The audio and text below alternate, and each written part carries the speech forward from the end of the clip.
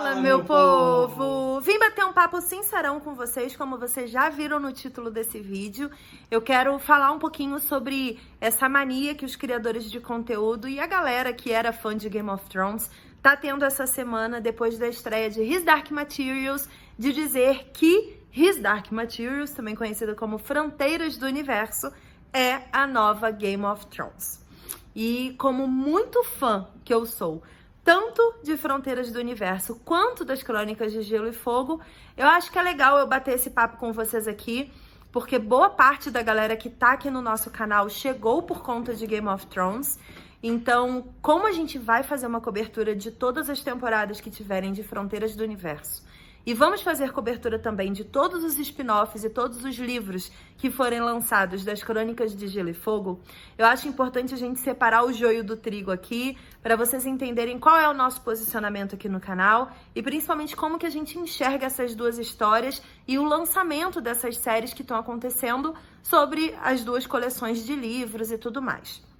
Nivelando conhecimentos de todo mundo, então, as Crônicas de Gelo e Fogo são os livros de George Martin, que deram origem à série Game of Thrones. Até agora foram lançados 5 livros da coleção Crônicas de Gelo e Fogo.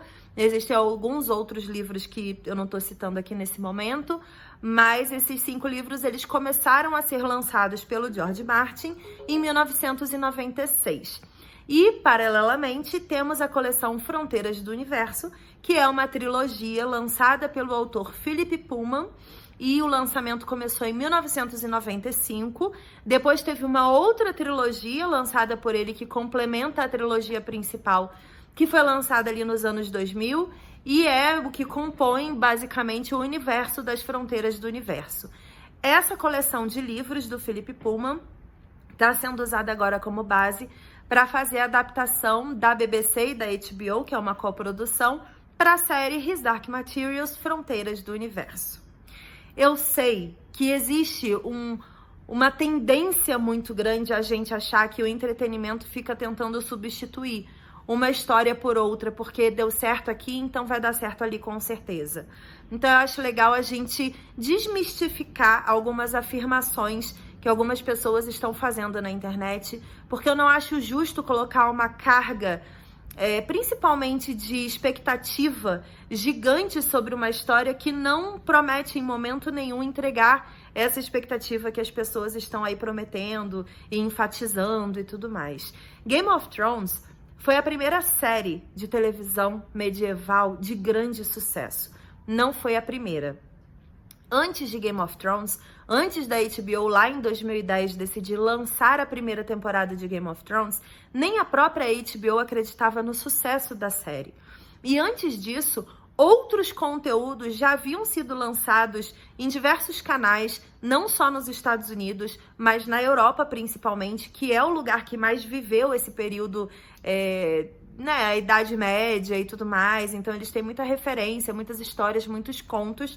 Já tinham acontecido algumas histórias e adaptações nesse sentido, só que pegaram uma coleção de livros, assim como tinha acontecido com O Senhor dos Anéis, com Harry Potter, histórias assim que foram para o cinema e viraram grandes sucessos da cultura pop.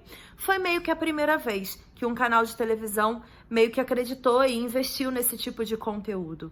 Com isso, a HBO entregou uma primeira temporada que foi muito fiel ao livro, meio que agradando muito aos fãs das Crônicas de Gelo e Fogo. E depois as coisas mudaram ali no meio do caminho, os quesitos comerciais começaram a pesar bastante no desenvolvimento da série. E aí, enfim, acabou do jeito que todo mundo viu esse ano, não desmerecendo de forma alguma o sucesso de Game of Thrones ter sido, durante todos esses últimos anos, a maior série de todos os tempos comercialmente, que rendeu absurdamente milhões em lucro para a própria HBO e para os produtores. É uma das séries que teve mais retorno de franquias e tudo mais, de produtos licenciados. Além disso, outros livros, braços e bifurcações das Crônicas de Gelo e Fogo acabaram sendo lançadas. Spin-offs vão ser lançados pela HBO. Então, é um sucesso, sim. e deve ser enaltecido independente de qualquer coisa, porque mudou a história do entretenimento. Fez com que todos os canais tivessem coragem de olhar para determinados conteúdos e adaptar para grandes séries, que têm milhões de investimento de produção.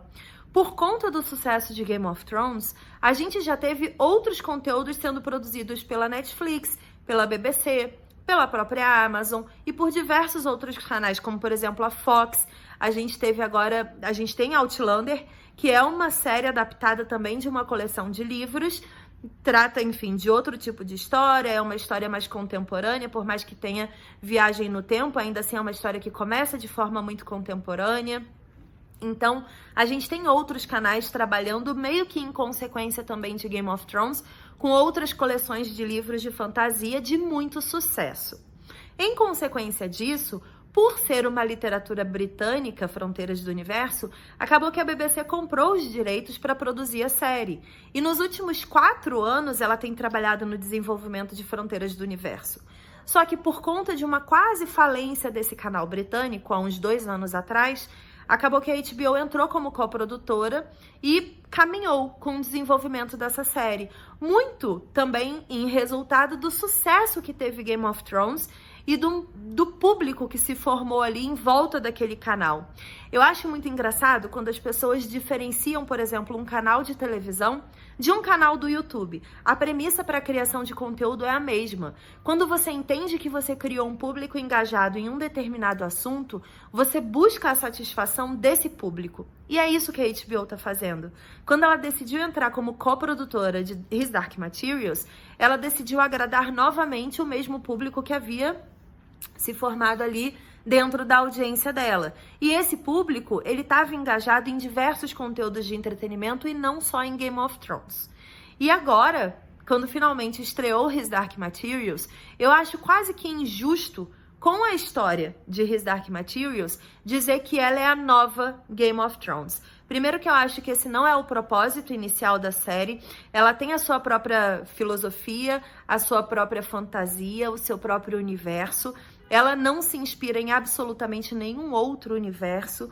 O Philip Pullman, quando desenvolveu His Dark Materials, ele pensou muito mais em questões filosóficas e científicas e religiosas que ficavam ali na cabeça dele, que ele tinha questões, e ele acabou transformando isso em questões reais de um universo que ele criou.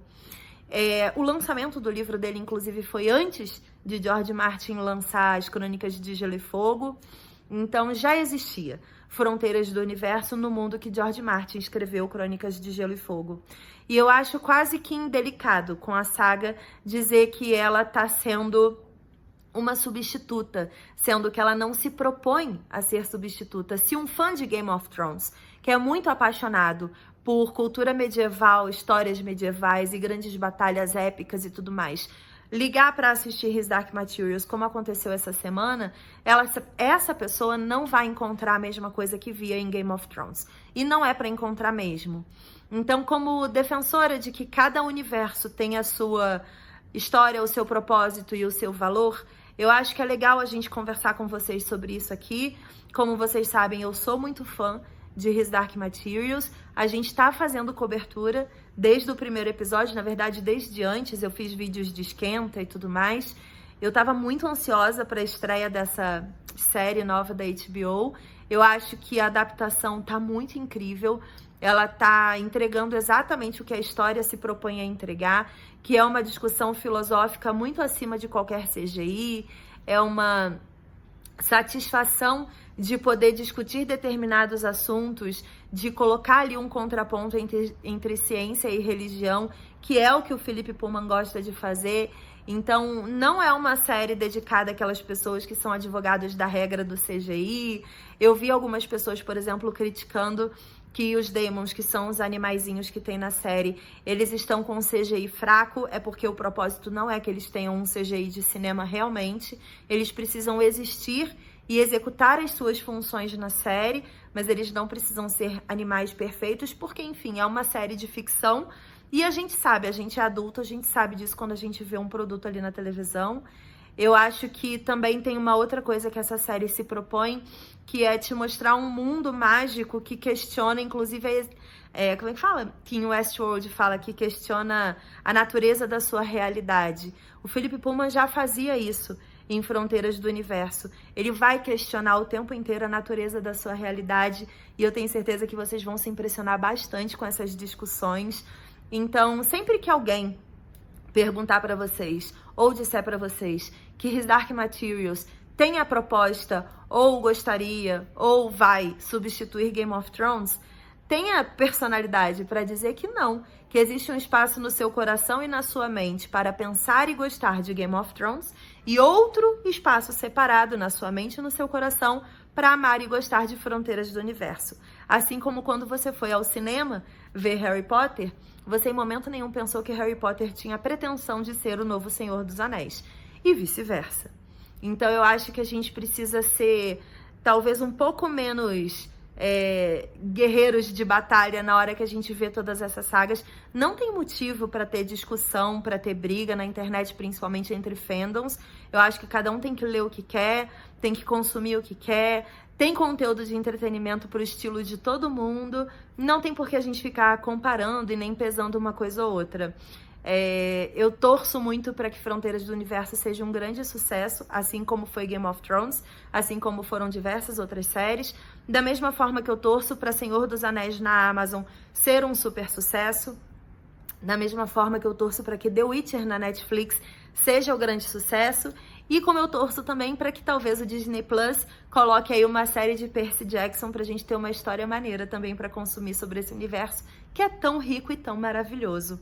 Tem espaço para todos os leitores, para todos os escritores, e que bom que a gente está podendo viver numa época em que a literatura está sendo tão valorizada. Foram anos de desvalorização literária, editoras fechando, vários universos literários falindo, literalmente fechando suas portas, e agora a gente está vivendo um novo momento, em que as pessoas, por conta de séries e filmes, estão se interessando de ler esse conteúdo expandido dos livros que originaram essas histórias. Eu espero que cada vez mais você que está aí do outro lado leia livros e incentive as crianças, todo mundo que está à sua volta, a continuar lendo os livros também, que é muito legal. E eu sou defensora número 1 e eu acho que todo mundo tem que ler todas essas coleções, que são todas muito maravilhosas. Comenta aqui embaixo se você também curte His Dark Materials, se você também está acompanhando essa primeira temporada da série. Eu vou deixar um link aqui na descrição de um vídeo que eu fiz que não tem spoiler sobre a série, mas que eu explico um pouquinho sobre o universo, para quem ficou curioso, e um vídeo também em que a gente comenta tudo que aconteceu no primeiro episódio de His Dark Materials. A gente tá fazendo live toda segunda-feira após episódio, lembrando que o episódio passa às 23 horas na HBO. Beleza? Beijo, obrigado por ter assistido o vídeo até aqui e até a próxima. Tchau!